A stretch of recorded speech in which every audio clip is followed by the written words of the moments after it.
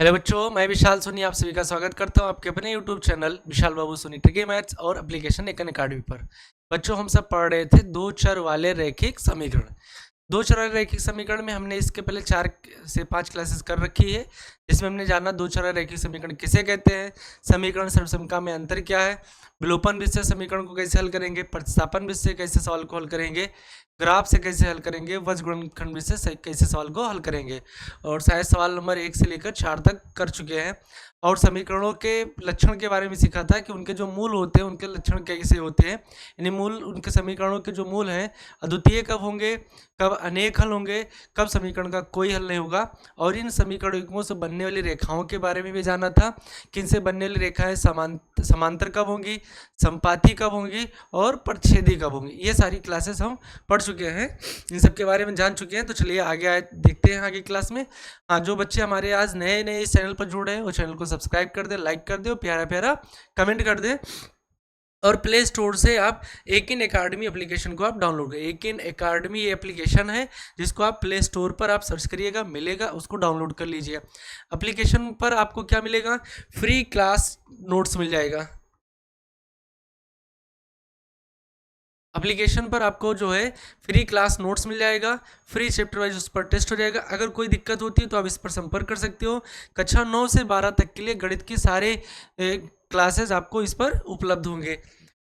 चलिए क्लास को प्रारंभ करते हैं। हमने कल की क्लास में पढ़ रखा था कि समीकरण जो है उसके आ गया 4। अब सवाल नंबर 4 का पहला और दूसरा ये दोनों पढ़ चुके थे। इसमें देखिए क्या क्या सीखा था कल की क्लास में।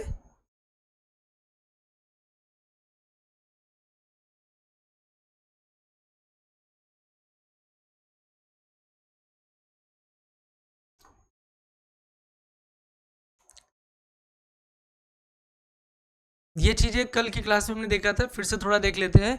अगर दो चर वाले रैखिक समीकरण युग्म आपको दिए गए हों, दो चर वाले रैखिक समीकरण युग्म दिए गए हैं और उसमें अगर a1 बटा a2 b1 बटे b2 के बराबर ना हो, a1 बटा a2 is not equal to b1 बटा b2, यानी दोनों समीकरण युग्मों के x और y के गुणांकों का अनुपात बराबर ना हो, तब उसकी प्रकृति या लक्षण कैसे लिखेंगे। समीकरण युग्म कैसे होंगे, संगत युग्म होंगे और इन समीकरण युग्मों से बनने वाली रेखाएं परछेदी होंगी तथा समीकरण युग्म का अद्वितीय हल होगा। ये कल देख लिए थे। दूसरा केस था कि अगर a1 बटा a2 बराबर b1 बटे b2 बराबर c1 बटे c2 तीनों अनुपात अगर बराबर हो जाए तो फिर उसमें क्या क्या संभावना हो सकती है। उन समीकरण युग्म में समीकरण युग्म होगा वो संगत युग्म कहलाएगा और इन समीकरण युग्मों से बनने वाली रेखाएं कैसी होंगी, संपाती। संपाती रेखा का मतलब होता है जब से कोई एक रेखा खींची गई इसी के ऊपर एक ऐसी रेखा खींची जाए जो इसको पूरी तरह से ढक ले, तो ये संपाती रेखा कहलाती है। तो संपाती रेखाएं कब बनेगी, जब इनके x और y अचर पदों के अनुपात आपस में बराबर हो तो रेखा संपाती होगी। समीकरण युग्म के अपरिमित रूप से अनेक हल होंगे वहां पर। अब a1 बटा a2 बराबर b1 बटे b2 है लेकिन c1 बटे c2 बराबर नहीं है, तो वहां पर असंगत युग्म समीकरण कहलाता है और इन समीकरण युग्मों से बनने वाली रेखाएं समांतर होंगी और समीकरण युग्म का कोई हल नहीं होगा, समीकरण युग्म का कोई हल नहीं होगा। ये सारी बातें कल की क्लास में हमने जाना था। सवाल भी कुछ देख लिए थे। ये सवाल चौथे का पहला था, उसके बाद ये सवाल नंबर चौथे का दूसरा था। इसमें क्या कह रहा था कि अगर संगत है तो ग्राफ से हल करो, तो यहाँ ये पता चला था कि इस समीकरण संगत नहीं है, समीकरण संगत नहीं है तो फिर क्या है, असंगत है। अगर असंगत है तो उनका ग्राफ हमें नहीं बनाना था। तो अपने सवाल पर सवाल नंबर चौथे का तीसरा देखते हैं। 4 का 2 तक पढ़ चुके थे, सवाल नंबर 4 का तीसरे में भी यही करना है। निम्नलिखित समीकरण युग्म में कौन कौन से युग्म संगत है या असंगत है बताना है। अगर संगत है तो उन्हें ग्राफीय विधि से हल करना है। तो सबसे पहले देखो हल करने के लिए लिखेंगे हल। हल लिखने के बाद समीकरणों को हम उतार लेंगे और समीकरण अगर गौर से देखो तो समीकरण क्या लिखा है भाई मेरे, आपका पहला समीकरण लिखा है 2x प्लस वाई बराबर 2x प्लस वाई और माइनस का 6 बराबर 0 लिखा। ये आपका समीकरण नंबर 1। यही समीकरण 2 की बात करें तो समीकरण 2 लिखा है 4x माइनस का 2y माइनस का 2 बराबर 0। ये आपका समीकरण 2 हो गया। अब दोनों समीकरणों को मानक समीकरण से तुलना करेंगे। बोलो, तुलना करने के बाद एक 1b1 c1 a2 b2 c2 निकालेंगे, फिर देखेंगे कि वो बराबर हैं तो उस हिसाब से लक्षण लिखेंगे, प्रकृति लिखेंगे। तो यहाँ लिखेंगे पहले कि समीकरण 1 की तुलना, समीकरण 1 की तुलना a1x plus b1y plus c1 बराबर 0 तथा a2, समीकरण 2 की तुलना तथा समीकरण 2 की तुलना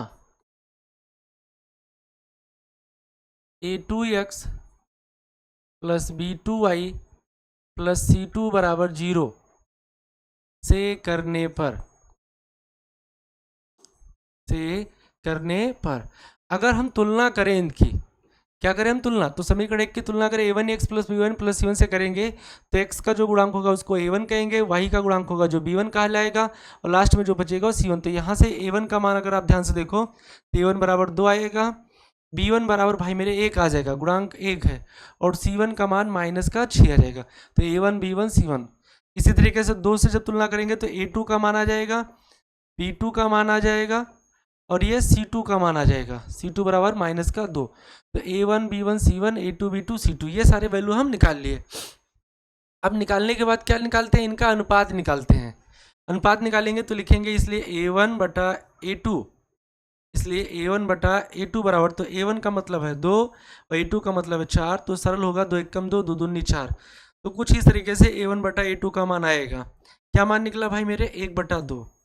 a1 बटा a2 आपका आ गया 1 बटे 2। इसी तरीके से हम निकालेंगे b1 बटा b2, तो b1 का अगर मान देखा जाए तो b1 का मान 1 है और b2 का मान -2 है, तो b1 बटे b2 आपका आया 1 बटे -2 और a1 बटे a2 आपका 1 बटे 2 है। कल की क्लास में हमने जाना था कि अगर a1 बटे a2 बराबर है b1 बटा b2 के, ध्यान समझना भाई, अगर a1 बटा a2 बराबर है b1 बटे b2 के तब तो आपको c1 बटे c2 निकालना अनिवार्य है, तब c1 बटे c2 निकालना अनिवार्य है। और अगर a1 बटा a2 b1 बटा b2 के बराबर नहीं है, a1 बटा a2 b1 बटा b2 बराबर नहीं है, तो आपको c1 बटा c2 की जरूरत नहीं है। तो यहाँ a1 बटे a2 का मान 1 बटे 2 है, इसका मान 1 बटे -2 है, ये दोनों आपस में बराबर नहीं है। a1 बटा a2 बराबर नहीं है b1 बटा b2 के, तो इसलिए c1 बटा c2 की जरूरत नहीं है। अगर ये बराबर होते तो c1 बटे c2 हम निकालते, तो जो बराबर नहीं है तो यहाँ लिख देंगे सीधा, क्या लिखोगे कि चूंकि a1 बटा a2 is not equal to b1 बटे b2, ये बराबर नहीं है, इसलिए दिए गए समीकरण युग्म संगत हैं, दिए गए समीकरण युग्म क्या है, संगत हैं। बस अब सवाल कर रहा था कि यदि संगत है तो उन्हें ग्राफीय विधि से हल करें, अगर समीकरण संगत है तो उन्हें ग्राफीय विधि से हल करें। तो a1 बटा a2 is not equal to b1 बटे b2 है, इसलिए दोनों दिए गए जो समीकरण हैं ये संगत हैं। क्लियर है। अब संगत तो इन्हें हल करना है, तो हल करने के लिए आपको कल भी बताए थे, परसों की क्लास में भी सीखा था हमने कि पहले आप लिखेंगे समीकरण 1 से, समीकरण 1 से। अब समीकरण 1 से जब लिखे तो यहाँ से आप चाहे x का मान निकाल लो या y का, जो आपका मन कहे। तो चलिए हम x का मान निकाल रहे हैं, तो x का निकालें या y, जो आपका मन कहे, तो मान निकाल लेते हैं। चलिए x का निकालें, x का अगर निकालोगे तो 2 बटे में जाएगा, y का ही निकाल लेते हैं। तो y बराबर अगर मान निकालें तो y बराबर ये प्लस का 2x है तो ये जाएगा माइनस का 2x हो जाएगा, और ये माइनस का 6 है तो आपका प्लस का 6 हो जाएगा। तो y बराबर आपका आया -2x प्लस 6, y बराबर आ गया -2x प्लस 6। अब जो ये -2x प्लस 6 आया है, इसी से एक टेबल बना लेना हमें इस तरीके से। कुछ टेबल बनाने में कल आपको हम बताए थे कि ऊपर लिखिएगा x, पे लिखिएगा y। अब इसमें आप x का कोई भी मान लीजिए, पूर्णांक वैल्यू ले सकते हो, भिन्न में वैल्यू ले सकते हो, रूट में भी ले सकते हो, लेकिन आपको भाई मेरे वैल्यू वही लेना है जिसको हम आसानी से कार्तीय तल पर निरूपित कर सकें, जिसको हम आसानी से कार्तीय तल पर निरूपित कर सके, या जिसका ग्राफ हम आसानी से बना सकें। तो x का मान पहले आप 0 ले लीजिए। तो भाई मेरे अगर x का मान आप 0 लेते हैं तो ये y बराबर आपको दिया है -2x प्लस 6। तो अगर इसमें x का मान हम 0 ले लें तो ये हो जाएगा -2 गुणे 0 प्लस 6, तो 2 0 0 कुल मिलाकर बचा 6, तो y का मान 6 आ जाएगा। x का मान जब 0 लिया गया तो y का मान क्या निकला भाई मेरे, 6 आया। इसी तरीके से अगर x का मान आप 2 ले लीजिए या 1 ले लीजिए, समीकरण -2x+6 तो है, तो x का मान अगर आप 1 लेते हैं तो -2 गुणे 1 + 6, तो ये -2 + 6 फाइनल वैल्यू 4 आया। तो x का मान 1 लिया गया तो y का मान 4 निकला। ऐसे ही x का मान 2 ले लीजिए तो 2 दूनी 4 हो जाएगा, 6 में से 4 जाएगा 2 बचेगा। तो x का मान जब 2 है तो y का मान भी 2 आया। x का मान 3 ले लेते हैं तो ये -6 हो जाएगा, तो ये 0 आ जाएगा। x का मान जब 3 लिया गया तो ये y का मान 0 आया। यहीं पर आप इसको छोड़ दीजिए, कोई दिक्कत नहीं है, 2-3 मान ले लिए, इसको छोड़ देते हैं। अब क्या है कि अब समीकरण 2 से पहले हम बॉक्स बना लेते हैं, यानी सारणी पहले बना लेते हैं। अब लिखेंगे समीकरण 2 से,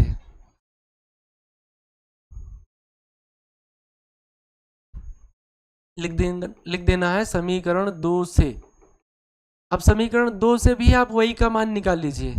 तो समीकरण 2 से अगर y का आप मान निकालते हो तो y का मान देखो, निकालने के लिए a प्लस का 4x इधर जाएगा, माइनस का 4x हो जाएगा। अब 10 में पहुंच गए हो तो इस बात को आप आसानी से समझ सकते हो कैसे मान निकालते हैं। भाई y का मान चाहिए तो इस पहले 4x को पक्षांतर करेंगे, तो ये प्लस का 4x है तो बराबर के जब दाएं जाएगा तो माइनस का 4x हो जाएगा। अब ये -2 है, इधर पक्षांतर होगा ये भी, तो ये आपका +2 हो जाएगा बटे में। चूंकि यहाँ लिखा है -2y, हमने केवल y का मान निकाला है, तो ये y का मान निकालें तो -2 गुणे में तो बटे में चला आएगा। चलिए, अगर किसी को कोई दिक्कत हो तो ये समझ लो, 4x - 2y -2 बराबर 0 है। हमें y का मान निकालना है, तो ये देखो -2y पहले लिखेंगे, इन सबको पक्षांतर करो तो प्लस का 4x है तो माइनस का 4x हो जाएगा, माइनस का 2 इधर जाएगा, प्लस का 2 हो जाएगा। y का मान निकालोगे तो ये -4x + 2 है ही, और ये -2 गुणे में लिखा है तो ये बटे में चला जाएगा -2। कुछ इस तरीके से मान आ जाएगा। अब देखो ये थोड़ा सा सरल हो रहा है, देखो 2 1 कम 2 2 नहीं 4, 2 कॉमन हो रहा है। तो जब 2 कॉमन हो रहा है तो इसको सरल कर ले, या आप इस तरीके से भी कर सकते हो, पूरे का बटा -2 है तो अलग अलग करेंगे, तो -4x बटे -2 प्लस 2 बटे -2, तो माइनस से माइनस सरल, 2 दूनी 4, 2 से 2 सरल, 2 1 कम 2, तो y बराबर कुछ आपका मान इस तरीके निकला 2x ± 1, क्योंकि 2 से 2 सरल ही हो जाएगा। तो y बराबर आपका मान कुछ आया 2x - 1, y बराबर मान आ गया 2x - 1। अब इसके लिए टेबल बनाते हैं। इसके लिए भाई मेरे कुछ टेबल इस तरीके से बनेगा, यहाँ लिखोगे आप x और यहाँ लिखोगे y। अब इसमें y का x का मान ले लीजिए, पहले आप x का मान 0 ले लीजिए, तो x का मान अगर 0 लेंगे तो 2 जरी हम 0, तो कुल मिलाकर बचा -1। ऐसे x का मान अगर 1 ले लेते हैं तो 2 1 कम 2, 2 में से 1 जाएगा, 1 बचेगा। भाई ये देखो y बराबर 2x - 1 है, बोलो। अगर x का मान आप 1 लेते हैं तो 2 गुणे 1 -1 बनेगा, 2 1 कम 2, 2 - 1 करेंगे तो 1 बचेगा। ऐसे ही x का मान 2 ले लेते हैं अगर, तो यहाँ 2 दूनी 4 हो जाएगा, 4 में से 1 जाएगा, 3 आ जाएगा। ऐसे x का मान अगर 3 ले लेते हैं तो 3 दूनी 6, 6 में से 1 जाएगा, 5 आ जाएगा। एक बात छोड़े वो भी आपको रीजन समझा देंगे, क्योंकि काम क्या करना होता है कि कोई वैल्यू आपको सेम मिलनी चाहिए। आप ग्राफ से बना रहे हो तो ग्राफ से डायरेक्ट निकल आएगा। तो ये दोनों के लिए टेबल हमने बना लिया सारणी। अब बनाते हैं क्या, क्या बनाएंगे भाई मेरे, एक ग्राफ बनाएंगे। ग्राफ चलिए बनाते कैसे हैं, ग्राफ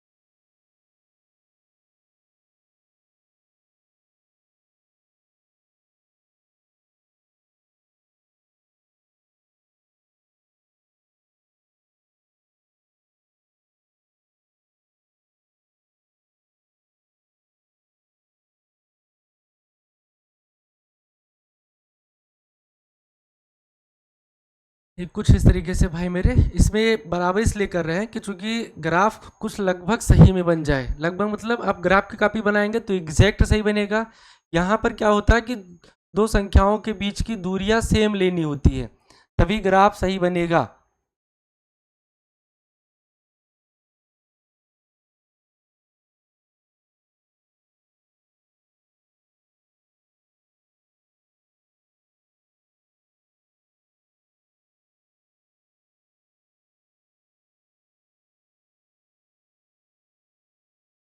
चलिए, ये कुछ हमने बना दिया। ये जगह कम था इसलिए इस साइड में थोड़ा कम खींचे। आप जगह कॉपी में अगर है तो आप और ज़्यादा खींच सकते हो। ये लिख दिया हमने, 1 2 3 4 5 6 7 8। 1 2 3 4 5 6, जगह बचेगा तो 7 लिख देंगे। ये आपका वाई एक्स हो जाएगा, ये आपका भाई मेरे ये एक्स अक्ष हो जाएगा। इधर -1 -2 -1 -2 -3, इतने की ज़रूरत नहीं है। ठीक है,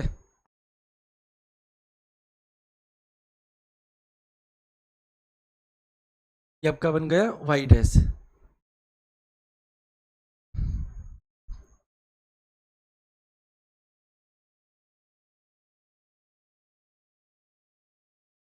ये होगा y y dash, x x dash. अब इसको निरूपित करते हैं, चलिए दोनों टेबल को। तो पहले एक्स का मान 0 है तो वाई का मान 6 है। तो एक्स का मान अगर 0 लिया जाए, एक्स का मान क्या लिया जाए भाई मेरे, 0। तो 0 का मतलब ये वाला पॉइंट मूल बिंदु हो। एक्स का मान 0 यानी मूल बिंदु पर चले गए। वाई का मतलब 6, तो 6 का मतलब ये है। तो 0 6 कुछ इस तरीके से आपका बन जाएगा। फिर एक्स पर 1 है तो वाई पर 4, तो एक्स पर 1 ये वाला पॉइंट हुआ, तो वाई पर 4 लेना है। वाई पर 4 बिल्कुल इसी के सीध में ये आएगा 4। तो एक्स पर 1 वाई पर 4। फिर एक्स पर 2 वाई पर 2, तो एक्स पर 2 आया वाई पर 2 आया। ये कुछ इस तरीके से बना। एक्स पर 3 है तो वाई का मान 0 है, तो 3 0 ये बन जाएगा।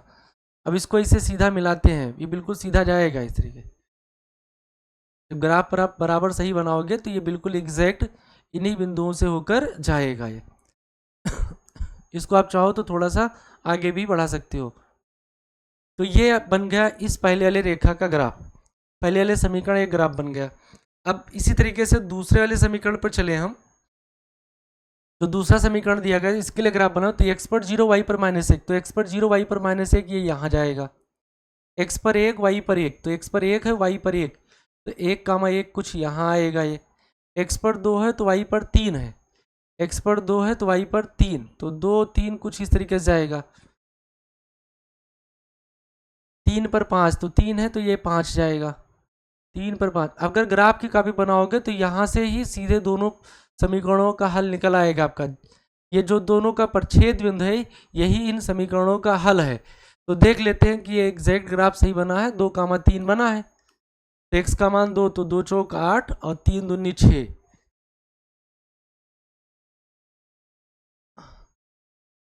हाँ, एक्स का मान 2 दूनी 4 और वाई का मान है 3। ये ग्राफ पर थोड़ा सा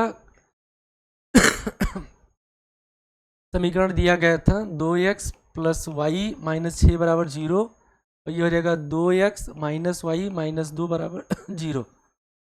तो 4x -8, तो x बराबर 2, तो ये आपका सही है। और x का मान अगर 2 है तो y का मान हो जाएगा माइनस,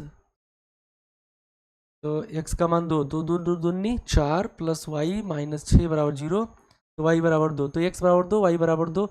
ये यहाँ पर छेद करना चाहिए। तो यहाँ पर हम काम क्या करते हैं, थोड़ा सा x का मान जब 2 लेंगे तो यहाँ 2 दूनी 4, तो 6 में से 4 जाएगा 2 आएगा। तो ये तो हम x का मान 2 पर निकाल ही चुके हैं। ठीक है।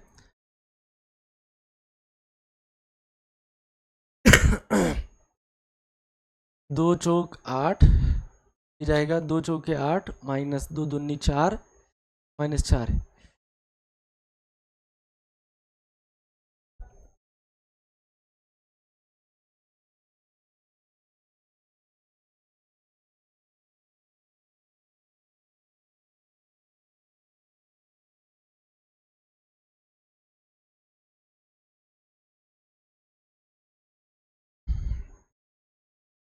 ये जो है x का मान जब 2 लिया गया तो 2 दूनी 4, और ये तो x y बराबर 2 आ गया।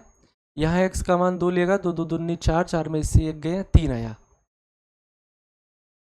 तो ये कुछ जो है टेबल गड़बड़ कर रहा है। इसे x बराबर 2 y बराबर 2, तो 2 दूनी 4 और 2 6, 2 चौके 8, 2 दूनी 4, x बराबर 2, 2 पर दोनों सही होने चाहिए। तो 4x प्लस का 2 माइनस का 2, तो 2 दूनी 4 माइनस 1 आया।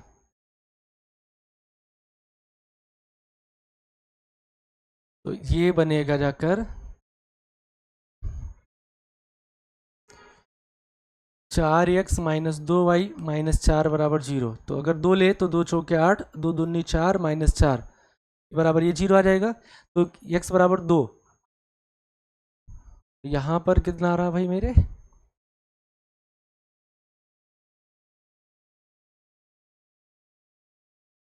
3 अगर लें तो 3 चौक 12 माइनस 6 माइनस 4,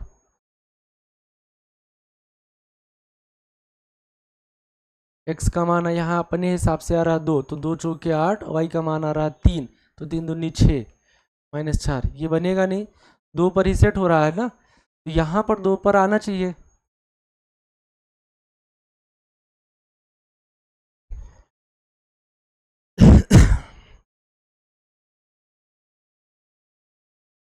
ये समीकरण आपको दिया गया है 4x माइनस का 2y माइनस का 4 बराबर 0। ये हम थोड़ा सा गड़बड़ कर दिए, ये वही तो कह रहे हैं कि सवाल कहाँ गलत जा रहा है। ये समीकरण लिखा है 4x माइनस 2y माइनस का 4 लिखा है, यही तो पूरा सवाल घुमा रहा है। ये भाई मेरे दिया है माइनस का 4 है, तो ये जब यहाँ से मान निकलेगा तो ये आप सब भी नहीं बता रहे हो यार, कहाँ गलती की है। ये हो जाएगा आपका प्लस का 4, तो जब ये प्लस का 4 बनेगा तो पूरा टेबल ही अलग बनेगा।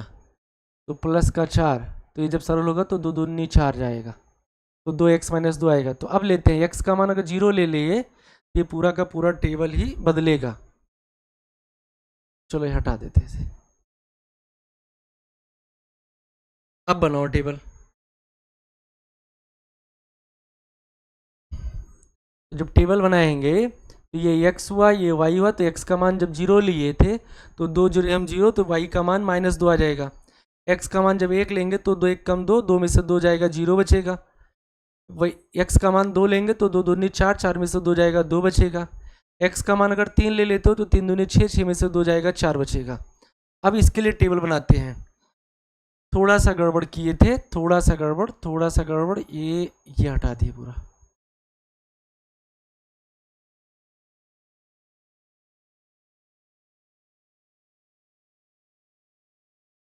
ठीक है, तो भाई मेरे कुछ इस तरीके से बनेगा। तो x का मान 0 है तो y का मान -2 है, तो x का मान जब 0 लिया था तो y का मान क्या निकला भाई मेरे -2। तो x का मान 0 तो y का मान -2, ये यहाँ जाएगा। x का मान 1 है तो y का मान 0 है, तो ये जाएगा। x का मान 2 है तो y का मान 2 है, ये यहाँ आ जाएगा। x का मान 3 है तो y का मान 4 है, तो 4 अगर देखा जाए तो 4 कुछ यहाँ चला जाएगा। तो इसको जब मिलाएंगे तो कुछ इस तरीके से रेखा हमारी बनेगी। बस हरी वाली रेखा समीकरण 2 के लिए है, चाहो तो इस पर समीकरण 2 लिख दीजिए। ये समीकरण 2 का 4x माइनस 2y माइनस का 4 बराबर 0 है। और पहला वाला जो येलो कलर से है तो वो समीकरण 1 के लिए है, उसको भी चाहो तो इस रेखा पर लिख दिया करो। ये इसको बढ़ाकर इस पर लिख देंगे 2x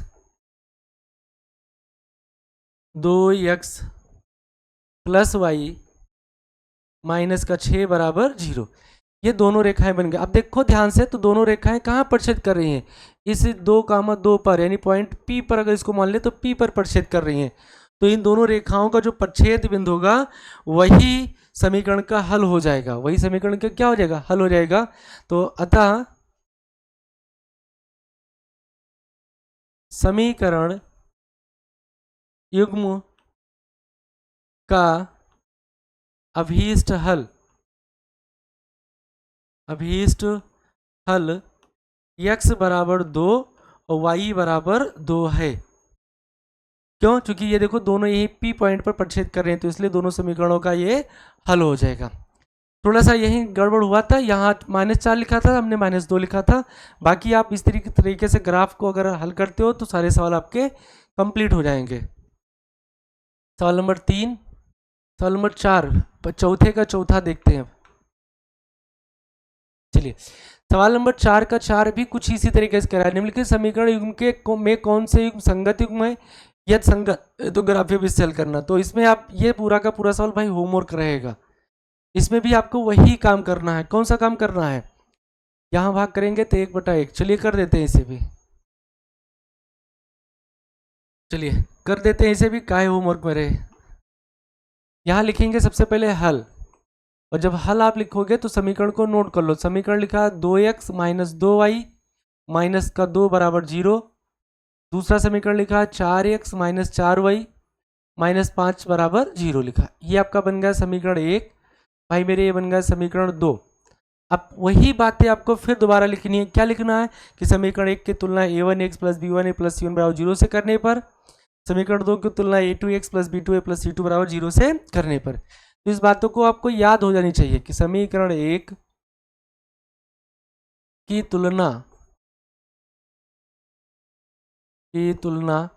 a1x + b1y + c1 बराबर 0 तथा समीकरण 2 की तुलना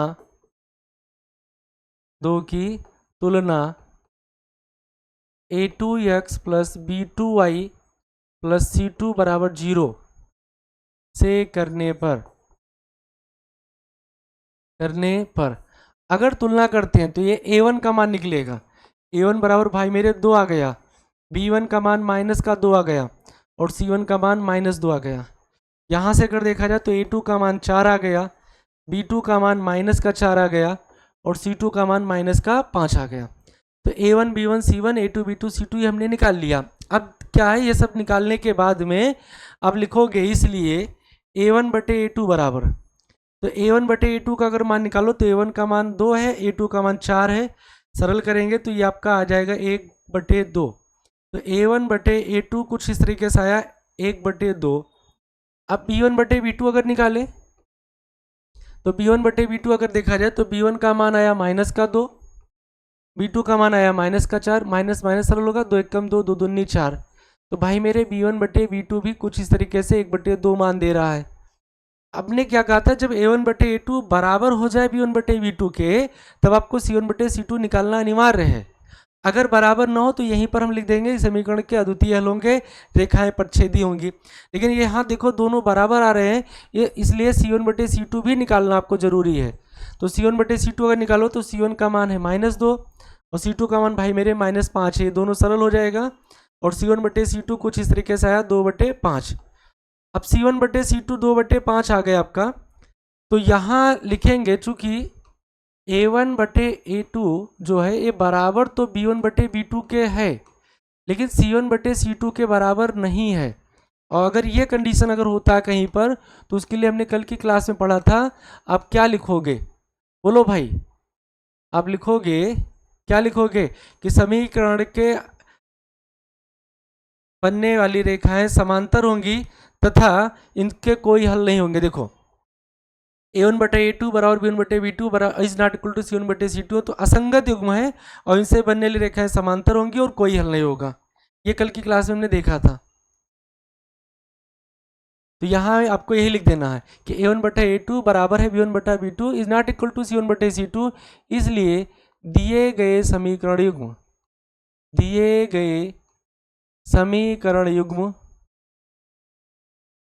असंगत हैं। दिए गए समीकरण कैसे हैं? असंगत हैं। अब अगर ये असंगत हैं तो आपको इनका ग्राफ नहीं बनाना है, बस ये बताना पहले संगत है क्या असंगत, फिर संगत होते तो ग्राफ बनाना था, लेकिन ये असंगत है इसलिए इस ग्राफ की जरूरत नहीं। और आगे कोई पूछ ले कि बताओ इनसे बनने वाली रेखाएं कैसी होंगी, तो आप लिख दीजिएगा रेखाएं कैसी होंगी? समांतर रेखाएं होंगी और समीकरण का कोई हल नहीं होगा। ठीक है भाई, ये चौथे का चौथा सवाल था। कोई समस्या कोई परेशानी हो तो बताओ। चलते हैं सवाल नंबर 5 की तरफ। सवाल नंबर 5 लिखा, एक आयताकार बाग जिसकी लंबाई चौड़ाई से 4 मीटर अधिक है तथा का अर्ध परिमाप 36 मीटर है, तो बाग की बीमाई ज्ञात की। बीमा का मतलब भाई मेरे उसके डायमेंशन मतलब लंबाई चौड़ाई ऊंचाई जो भी हो वो ज्ञात करनी है। तो ये भी सवाल बहुत बढ़िया है, इसको हम हल करवा रहे हैं। तो हल करने के लिए सबसे पहले लिखिए यहाँ हल। सवाल को बहुत इत्मीनान से पढ़े। करें एक आयताकार बाग है, एक आयताकार क्या है, बाग है। कोई आयताकार मान लीजिए ये बाग है, ये आयताकार बाग। आयत का मतलब जिसकी आमने सामने की भुजाएं बराबर हो, प्रत्येक कोण समकोण हो, प्रत्येक कोण क्या हो, समकोण हो, और आमने सामने की भुजाएं बराबर हो, तो उसे हम कहते हैं आयत। तो ये मान लीजिए कोई आयताकार बाग है, मान लीजिए कोई आयताकार क्या है, बाग है। और इसमें कह रहा है कि जो बाग की लंबाई है चौड़ाई से 4 मीटर अधिक है, ये लंबाई मान ले। तो जो लंबाई है चौड़ाई से 4 मीटर अधिक है, चौड़ाई से 4 अधिक है, तो चौड़ाई को पहले मान लेंगे x मीटर। तो सवाल यही शुरुआत होगा, माना आयताकार बाग, माना आयताकार बाग की चौड़ाई बराबर, पहले अब चौड़ाई मान ले, और चौड़ाई में अगर 4 जोड़ देंगे तो लंबाई बन जाएगी। तो चौड़ाई बराबर x मीटर। आयताकार बाग की जो चौड़ाई हो मान ली गई x मीटर, ये चौड़ाई हमने मान लिया x। फिर सवाल पढ़ो, कह रहा है कि आयताकार बाग जिसकी लंबाई चौड़ाई से कितना अधिक है। अच्छा, इसको दो चर पर लगाना है ना, तो दो चर पर लगाना है, तो इसको दो चर पर मानने के लिए इसे मान लो सीधा, अभी वहां मत चलिए। माना आयताकार बाग की लंबाई पहले मान लो, दो चर पर लगाना है तो अभी पहले अलग अलग मान लो, दो चर पर लगाना है तो अलग अलग आप दोनों को मान लीजिए। माना आयताकार बाग की लंबाई बराबर x मीटर तथा चौड़ाई बराबर, तथा चौड़ाई बराबर y मीटर, दो चर पर लगाना है इसलिए अलग अलग मान लेंगे। चौड़ाई मान लिया हमने, कितना मान लिया भाई, लंबाई मान लिया x मीटर और चौड़ाई मान लिया y मीटर। लंबाई इसकी x मीटर और चौड़ाई कितना मान लिया, y मीटर।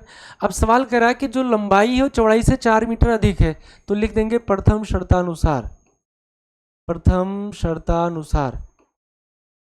अब प्रथम शर्तानुसार का मतलब कह रहा है कि ये लंबाई है और ये चौड़ाई है। तो सवाल कर रहा है कि जो आयताकार बाग की लंबाई, ये लंबाई चौड़ाई से 4 अधिक है, लंबाई चौड़ाई से 4 अधिक है। जैसे हम आपसे कहें कि भाई ये 14 है और ये 10 है, 14 10 से 4 अधिक है, 14 10 से 4 अधिक है, तो इसका लिए बराबर तो है नहीं।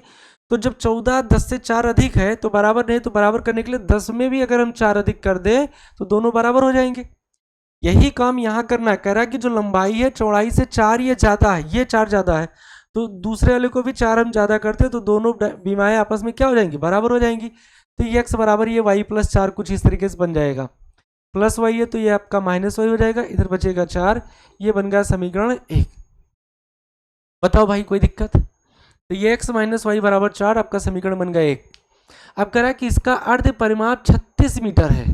प्रश्नानुसार ये आप लिख देंगे द्वितीय शर्तानुसार, द्वितीय शर्तानुसार, द्वितीय शर्तानुसार क्या करा, आयताकार बाग का अर्ध परिमाप, आयताकार बाग का अर्ध परिमाप, अर्ध परिमाप बराबर 36 मीटर। ये सवाल कह रहा कि आयताकार जो बाग है उसका अर्ध परिमाप कितना दिया, 36 मीटर। तो हमें पता है कि आयत का जो परिमाप होता है, ये फार्मूला आयत का परिमाप, परिमाप हम जानते हैं क्या होता है, परिमाप बराबर होता है 2 इंटू लंबाई प्लस चौड़ाई। आयत का परिमाप होता है 2 इंटू लंबाई प्लस चौड़ाई। लेकिन अगर अर्ध परिमाप, अर्ध का मतलब होता है आधा, तो अर्ध परिमाप अगर कहा जाए तो काम क्या करें, जो परिमाप है, जो आयत का क्या है परिमाप है, इसको हम आधा कर दे, आधा मतलब बटे 2, तो ये 2 से 2 सरल हो जाएगा। तो अर्ध परिमाप का मतलब होता है लंबाई प्लस चौड़ाई। आयत के अर्ध परिमाप का मतलब होता है लंबाई प्लस चौड़ाई, और परिमाप का मतलब होता है 2 इंटू लंबाई प्लस चौड़ाई। तो हमें यहाँ अर्ध परिमाप दिया है, तो अर्ध परिमाप जानते हैं आयत का क्या होता है, लंबाई प्लस चौड़ाई होता है। तो लंबाई हमने x माना है और चौड़ाई y माना है, तो x प्लस वाई बराबर ये 36 हो जाएगा। और भाई मेरे समीकरण बन गया 2। क्या यहाँ कोई दिक्कत है? ये सूत्र निकला है, आयत का अर्ध परिमाप जो होता है लंबाई प्लस चौड़ाई होता है। आयत का अर्ध परिमाप जो होता है वो लंबाई प्लस क्या होता है, चौड़ाई होता है। तो आयत का अर्ध परिमाप अगर लंबाई प्लस चौड़ाई होता है तो यहाँ हम लिख देंगे, क्या लिखेंगे कि x प्लस वाई ये हुआ अर्ध परिमाप और बराबर ये 36, समीकरण बन गया हमारा ये 2। अब इस दोनों समीकरणों को भाई मेरे आप चाहो तो ग्राफ से हल कर लो, चाहे विलोपन भेद से हल कर लो, चाहे प्रतिस्थापन। चूंकि इस सवाल में कोई स्पेशल नहीं करा है कि इसको आप विलोपन या ग्राफ से हल करो, नहीं कह रहा है तो आपको सबसे आसान तरीका पड़ेगा विलोपन भेद। विलोपन भेद भाई मेरे बता दिए हैं, जिसको थोड़ा भी डाउट है तो वहाँ समझ ले फिर से। इसके लिए क्या करेंगे, समीकरण एक को उतार लेंगे, ये हुआ समीकरण एक। अब दोनों समीकरणों को गौर से देखो तो प्लस का वाई माइनस का ये अगर जोड़ दे तो कट जाएगा, तो यहाँ लिखेंगे जोड़ने पर। क्या लिख देंगे यहाँ, जोड़ने पर। और जोड़ने पर जब लिखेंगे तो x और x जोड़कर 2x हो जाएगा, और ये प्लस का वाई माइनस का वाई ये सरल हो जाएगा, और 36 में 4 जोड़ेंगे तो 40 हो जाएगा। तो 2x बराबर 40, तो x का अगर मान निकालें तो आपका आ जाएगा 40 का बटा 2, चूँकि 2 पक्षांतर हो जाएगा, सरल होगा 20। तो x बराबर भाई मेरे आपका 20 आ गया। x का मान 20 आ गया, इसको उठाकर चाहे समीकरण 1 में रख दीजिए चाहे समीकरण 2 में रखिए, तो y का मान आ जाएगा। तो 1 में रख रहे हैं तो लिखेंगे x का मान समीकरण 1 में रखने पर, समीकरण 1 में रखने पर अगर हम समीकरण 1 में x का मान रखें, मान रखने मतलब जहां x दिखाई दे वहां 20 लिखना है, तो यहाँ आप लिख देंगे 20 और माइनस का y और बराबर का 4। तो 20 को अगर पक्षांतर करेंगे तो माइनस वाई बराबर 4 माइनस 20, तो माइनस वाई बराबर ये आपका माइनस का 16 आ जाएगा, माइनस से माइनस सरल हो जाएगा, तो वाई बराबर ये आपका 16 आ गया। अब यक्स वाई दोनों पता ही चल गए तो आप आयत की लंबाई और चौड़ाई दोनों लिख सकते हो, कोई दिक्कत। लिख देंगे इसके नीचे लास्ट में, अतः आयताकार बाग की लंबाई बराबर हमने माना था x मीटर, तो x का मतलब आया कितना 20, तो आयताकार जो बाग है उसकी लंबाई है 20 मीटर तथा चौड़ाई बराबर माना गया था y मीटर। और चौड़ाई की अगर बात देखा जाए तो y का मतलब आया 16 मीटर। तो ये कुछ इस तरीके से आयताकार बाग की लंबाई और चौड़ाई, ये हो गया आपका फाइनल आंसर उत्तर। क्या कोई दिक्कत है, कोई परेशानी है तो बताओ आप। इस तरीके से आपको सवाल को हल कर लेना, बहुत मजे से पढ़ेंगे सब हम। हाँ यहाँ पर देखो सवाल नंबर 6 आ गया, ये शायद लास्ट सवाल है, सवाल नंबर 6 तक ही है। सवाल कह रहा है कि एक रैखिक समीकरण 2x प्लस 3y माइनस 8 बराबर 0 है। 2x प्लस 3y, यहाँ लिखेंगे हल, समीकरण को नोट कर लेते हैं पहले। 2x प्लस का 3y माइनस का 8 बराबर 0 दिया गया है। कह रहा है कि दो चरों में एक ऐसी और रैखिक समीकरण, एक समीकरण दिया है, एक रैखिक समीकरण अपने पास से लिखना है ताकि प्राप्त का ज्यामितीय निरूपण जैसे हो कि प्रच्छेद करती रेखाएं हो। मतलब कह रहा है कि एक समीकरण आपको सवाल ने दे दिया है, अब एक दूसरा समीकरण आपको अपने पास से इस तरीके से लिखना है कि उनका जब ज्यामितीय निरूपण किया जाए तो रेखाएं प्रतिच्छेदी बने। रेखाएं कैसी बने भाई मेरे, प्रतिच्छेदी बने। क्या, तो रेखाएं प्रतिच्छेदी कब बनती हैं, जब उनमें a1 बटा a2 is not equal to b1 बटे b2। देखो यार, रेखाएं प्रतिच्छेदी तब बनती हैं जब a1 बटा a2 is not equal to b1 बटे b2 हो, यानी इनके x और y के गुणांकों का जो अनुपात है वो बराबर ना हो बस। तो जब अनुपात बराबर न हो तो अपने हिसाब से कोई वैल्यू ले, यहाँ 2x लिखा तो यहाँ पर 3x लिख लीजिए, यहाँ 3y लिखा तो यहाँ 4y लिख दीजिए, यहाँ जो मन कहे आप उसे ले लीजिए, बराबर का 0। ये आपका नया समीकरण बन गया। बोलो 3x प्लस 4y और माइनस का 10 बराबर 0। अब देखो इसमें a1 बटे a2 निकालें, चूंकि a1 बटे a2 अगर हम निकालते हैं इसमें तो a1 का मतलब 2 और a2 का मतलब 3। b1 बटे b2 अगर निकालते हैं तो b1 का मतलब 3 और b2 का मतलब 4।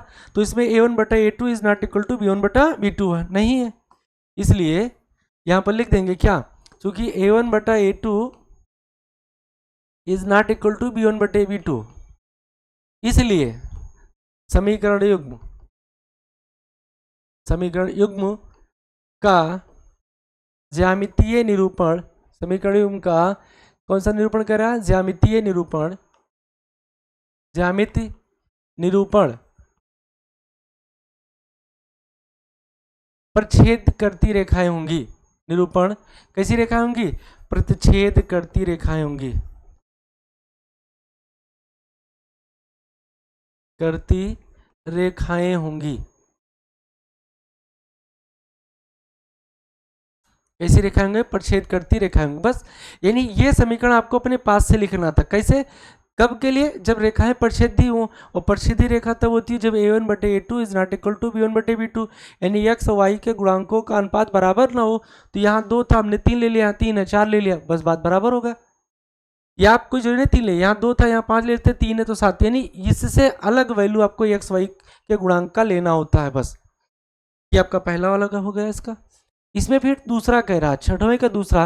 अब ऐसे समीकरण आपको बनाना है कि जिससे आपकी कौन सी रेखा बनी? समांतर रेखा। तो इसमें भी पहला काम आप वही करिए, पहले समीकरण उतार लीजिए, 2x प्लस 3y माइनस 8 बराबर 0। ठीक है, अब सवाल कर रहा है कि एक ऐसी रेखा, एक ऐसी और समीकरण बनाइए ताकि प्राप्त रेखाएं ज्यामिति निरूपण जैसा रेखा। तो इसको थोड़ा हटके लिखवा देते हैं, लैंग्वेज इसका थोड़ा बदलवा देते हैं। दोनों सही है, आप जैसे पहले वाले में किए थे, डायरेक्ट हमने समीकरण लिख दिया था। ना चाहो तो थोड़ा सा और बढ़िया अच्छे ढंग से लिखो, तो यहाँ लिख देंगे कि ज्यामिति समांतर रेखाओं, जब समीकरण युग्म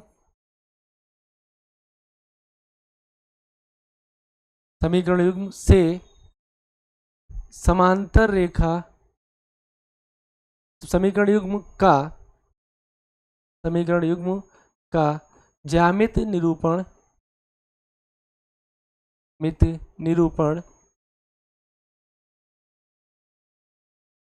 समांतर रेखा हो, ज्यामिति निरूपण समांतर रेखा हो।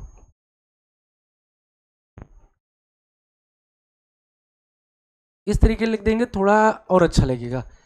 जब समीकरण का ज्यामिति निरूपण समांतर रेखा हो, तब अभीष्ट समीकरण।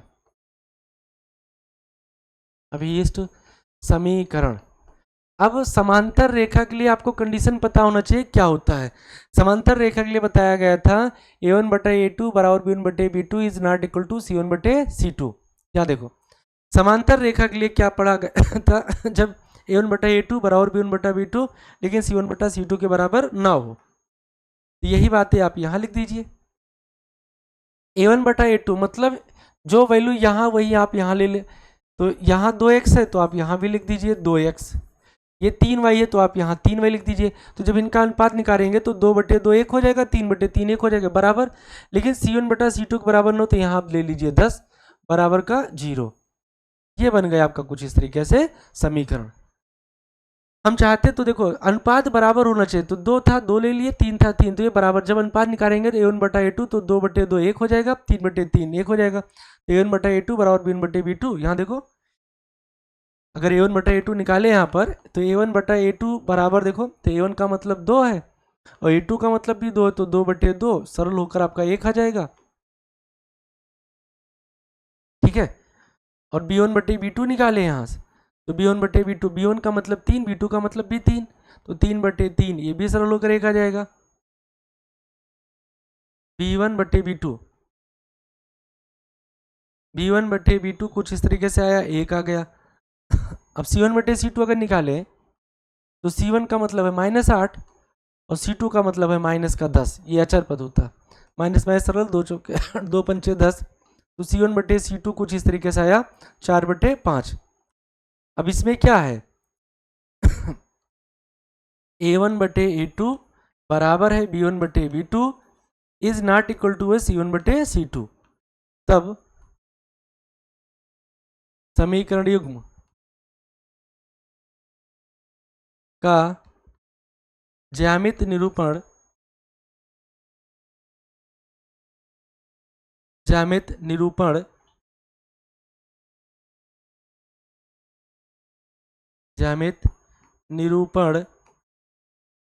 समांतर रेखा होगी, समांतर रेखा है। यही बात आपसे कह रहा था।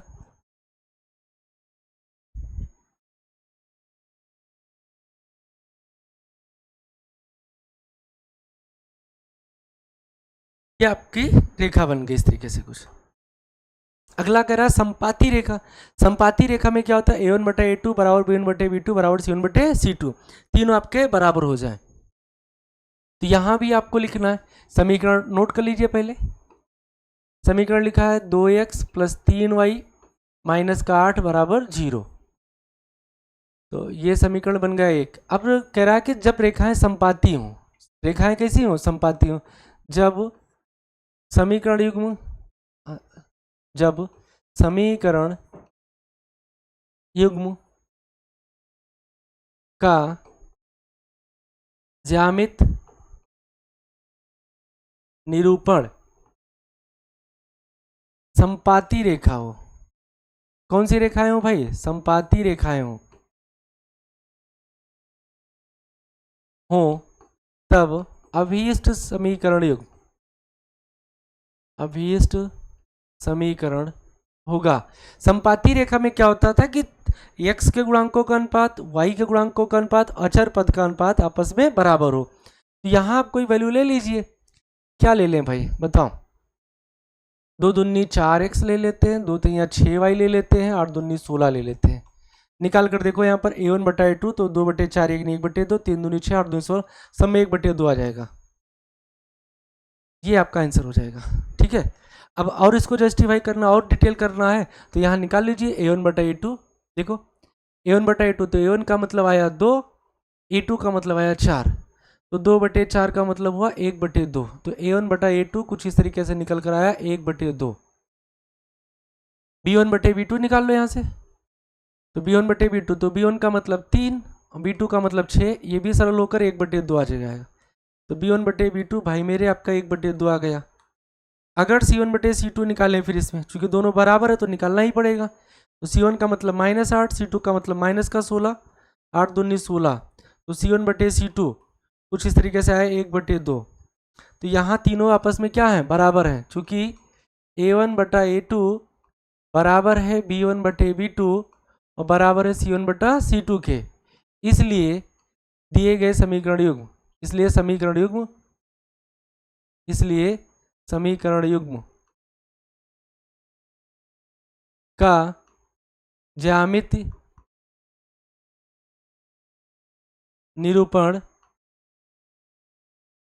संपाती रेखाएं होंगी, संपाती रेखाएं होंगी। कुछ इस तरीके से हो जाएगा। बस संपाती रेखा में आप काम क्या करिए कि इसमें 2 से गुणा कर दो पूरे में, चाहे 3 से गुणा करके नया समय, जैसे हमने 2 से गुणा किया, 2 दूनी 4, 2 3 6, 2 8 16। आप चाहते हैं तो 3 से भी गुणा कर सकते हैं, 4 से, 5 से, 6 से, अनुपात तब फिर दोनों का बराबर आता। ये वही सवाल है, संपाती रेखा वाला वही है। तो ये सवाल रह जाएगा, इसको कल की क्लास में देख लेंगे भाई मेरे। आज इतने रखते हैं, वीडियो थोड़ा लंबा खींचा जा रहा है। और यह अभी के लिए इस सवाल को आप होमवर्क में नोट कर लो, लग जाएगा तो बताना, नहीं लगेगा तो भी बताना। इसमें हम करवा चुके हैं इसलिए होमवर्क में दे रहे हैं। इन दोनों समीकरणों का आपका ग्राफ खींचना है, ग्राफ खींच लाइएगा, फिर त्रिभुजाकार पटल पर छायांकित करके कल बता देंगे। ठीक है, तो आज की क्लास यहीं पर समाप्त करते हैं। सभी भाइयों को जय हिंद।